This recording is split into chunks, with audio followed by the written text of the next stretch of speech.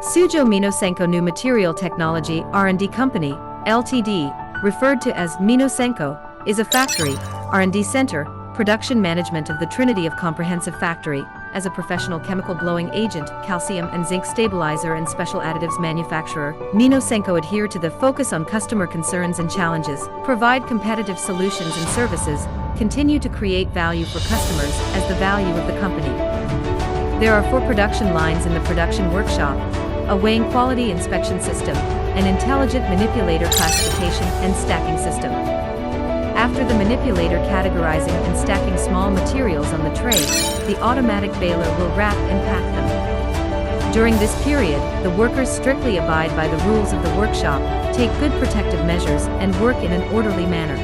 The warehouse uses a semi-automatic repository system, where workers use lift trucks to place the wrapped goods on the shelves, and then scan the code to input the goods information. Each row and each column of the shelves are numbered to facilitate subsequent shipment work. Minosenko has a complete research and development center to ensure that product characteristics meet customer requirements in all manufacturing processes and circulation processes before delivery. It mainly includes the following processes: sample analysis, melting point detection, physical experiment, finished product detection, etc.